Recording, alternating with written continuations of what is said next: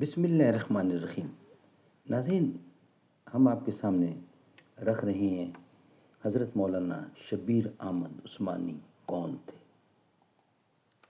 ناظرین، شبیر احمد عثمانی جن کی تاریخ پیدائش ہے 11 اکتوبر 1887 اور بجنور، ناظرین وفات ان کی 13 دسمبر 1949 کو 62 سال کی عمر میں وفات پائی ہے۔ انہوں نے بہاولپور کے رہنے والے تھے۔ ناظرین،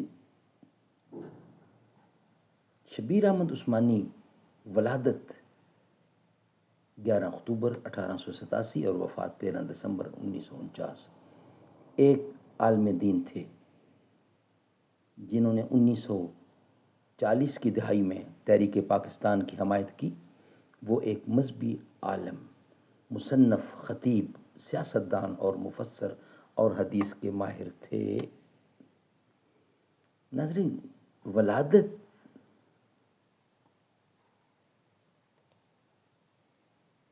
علامہ عثمانی کی پیدائش 11 اکتوبر 1887 کو بھارت کی ریاست اتر پردیش کے بجنور شہر میں ہوئی۔ تعلیم علامہ عثمانی محمود الحسن کے تلامذہ میں سے تھے۔ 1325 ہجری بمطابق 1908 میں دارالعلوم سے فارغ التحصیل ہوئے۔ وہ حدیث کے تمام طلباء میں فرسٹ آئے۔ تدریس فراغت کے بعد دارالعلوم دیوبند میں فی سبیل اللہ پڑھاتے رہے۔ متوسط کتابوں سے لے کر مسلم شریف اور بخاری شریف کی تعلیم دی۔ مدرسہ فتح پور دلی تشریف لے گئے اور وہاں صدر مدرس مقرر ہوئے۔ ڈابھیل 1348 ہجری بمطابق 1930 میں آپ جامعہ اسلامیہ ڈابھیل تشریف لے گئے اور وہاں تفسیر و حدیث پڑھاتے رہے۔ مناسب 1354 ہجری بمطابق 1936 میں دارالعلوم دیوبند میں صدر محتم کی حیثیت سے فرائض انجام دیتے رہے۔ مشہور تلامذہ، آپ کے ممتاز تلامذہ میں مفتی اعظم پاکستان مفتی شفیع عثمانی، محمد شفیع عثمانی، محمد ادریس کاندلوی، عالم دین مولانا بدر عالم میرٹھی، سید مناظر احسن گیلانی، حفظ الرحمان سیو ہاروی، قاری محمد طیب قاسمی، اظہر صلاحی اور سید یوسف بنوری، سید محمد عبد السمیع ندوی۔ ناظرین، ان کے جو اہم کارنامے ہیں وہ ہم آپ کے سامنے رکھنے جا رہے ہیں۔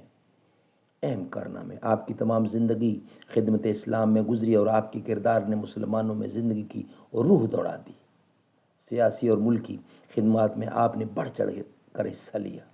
تحریک خلافت میں آپ جمعیت علماء ہند کی مجلس عامہ کے زبردست رکن تھے۔